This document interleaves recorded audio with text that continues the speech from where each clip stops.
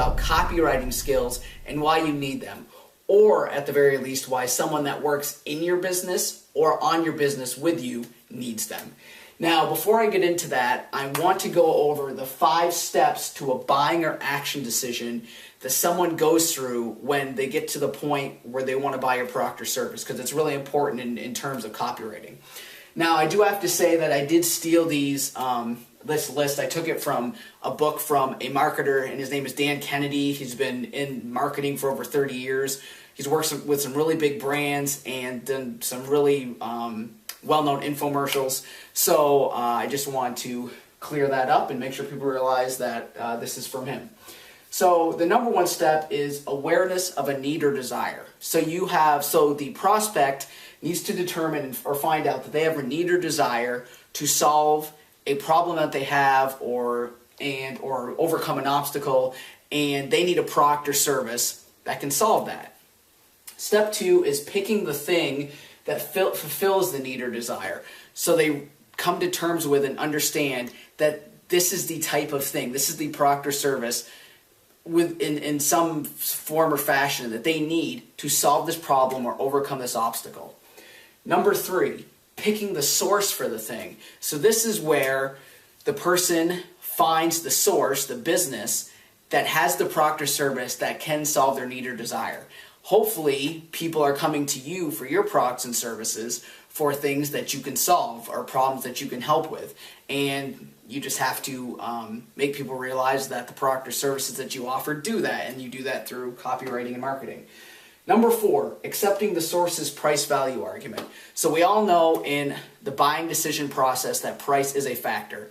Now, I do say there are strategic ways in which you can get that to be a factor that's less of a priority, but it's still an argument that you need to overcome in your marketing and in your copywriting. And so, yeah, I recommend you do that through lots of perceived value, over-delivering, and making the price not such a big deal. And number 5 is finding reasons to act now. Getting people to pull the trigger on your products or services today. And I would recommend doing that with forms of scarcity, not fake scarcity, but coming up with ways you can set up your marketing and sales so that there's scarcity built into it. Yeah, so that's what I would recommend. So when it comes down to copywriting and how it connects to this stuff, it's just important to realize that copywriting can cover all 5 of these things. It can, through your words, you can handle each one of these steps. Now, based on your marketing and your sales funnel, you may have to, at some point, someone may have to talk to someone on the phone still and close the sale, overcome the price value argument a little bit, getting them a way to, getting them to act now.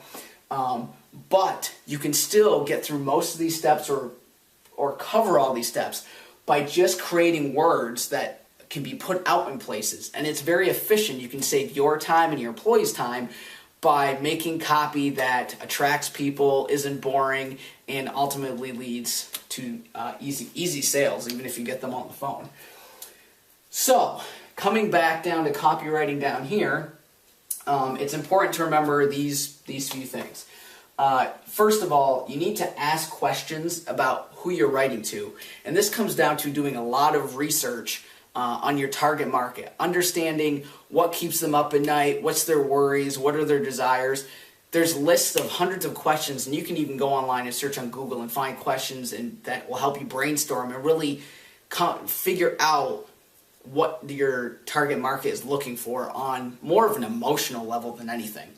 And what it comes down to is understanding core desires. So a lot of people have core desires, and when it comes to a product or service or what someone's looking to do, they usually give you surface desires. So let's say, for an example, someone wants to lose weight. They will say to you, I want to lose 30 pounds. But that's really a surface desire. What they're really looking for is they're looking for self-esteem, they're looking for more confidence, they want to feel better about themselves, they want to be the envy of their family and friends, they want more attention, those sorts of things on an emotional level. And those are really the benefits of your products. That's what sells the products. That's what makes people feel good and makes them want to take action. And at the same time, I put test, tweak, test, which just means you put up copy, You keep track of the copy, and this goes back to direct response marketing, which is what I'm more of an expert in. And it's all about, you put up copy, you keep track of the ads and who converts, and then you're tweaking and testing and split testing things and constantly improving this. Number 2, features and benefits. So when it comes to your products and services, you have features and you have benefits. The features are what your products are. The benefits are what your products and services do for people. So I use an example, let's say a car wash. And in a car wash, you may have some sort of super new high-tech spraying wash with this special soap, and that's all you put. If that's all you put on an ad, it's really not going to sell. People are going to read that and say, the first thing they're really saying in their head is, yeah, but what does that really do for me? And so that's when you have to get into the benefits and say, this is the new Super Soaker car washing system that is going to shine your car up like never before. You'll be getting attention from all your neighbors. They'll all be asking you where you went, stuff like that. Those are the benefits that sell your services and products, and I see so many small businesses forget to pull that. Go into the Yellow Pages and open up to ads in there, and I realize Yellow Pages are sort of becoming old school in a lot of ways, no offense to them, but at the same time, you go in there, and even you may see a headline, and you may see some text. Usually you see stuff that looks just like someone's business card, which is horrible. But if you do see, a lot of the times you'll just see features, see bullet points, and they'll just have 3 things of what the products are, but they're not telling them what they do for people, and that's just really important. So I also took this quote from Dan Kennedy. It's just, people don't buy what your products and services are. They buy them for what they do. They buy your products and services for what they do, and that's just really important to remember.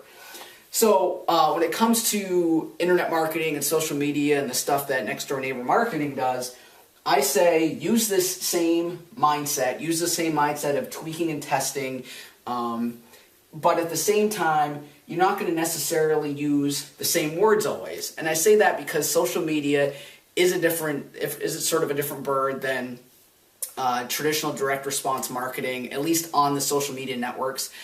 I do say, if you are treating people well and you are providing great free content and engaging with people, you can send out sales pitches once in a while to a certain degree. I would say maybe no more than like 10% of the time, using direct response copy and testing it and keeping track of it and see if you're getting and see what sort of conversions you're getting from it. And that's the tweak test mindset.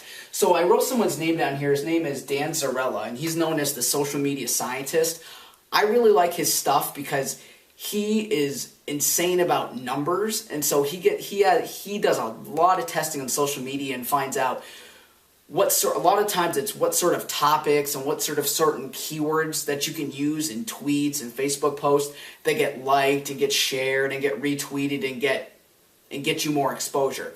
And that's the sort of mindset I like because it's very similar to direct response marketing.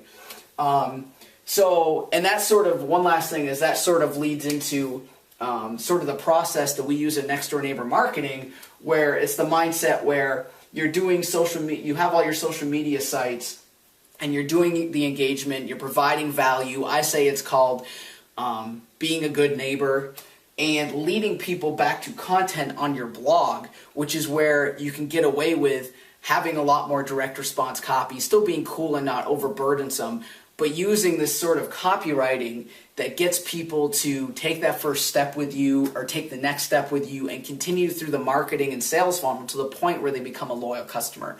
And so a lot of the times what I do is I implement the blog and get people going into an email marketing funnel. And there's other types of marketing. The other thing that's missing from here too that we can use as well is mobile marketing, where it's all about over-delivering on value, being a really good neighbor, and I call it the best foot forward marketing system.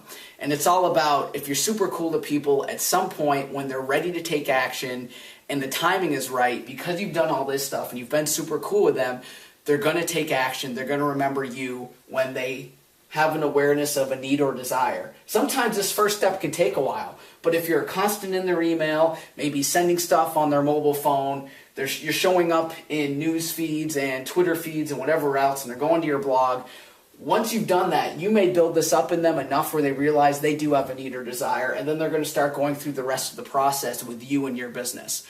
So that's all I have for today. If you'd like to learn how to implement some of this stuff in your business, then I recommend you get our free social media audit. With our audit, we go through this type of stuff, look at your online presence, and put together some action-oriented recommendations that you can apply to your social media presence and to your business to start getting more loyal customers. So I recommend you click on the button below, submit your info, and we'll get back to you within one business day. Thanks, and make it a good day.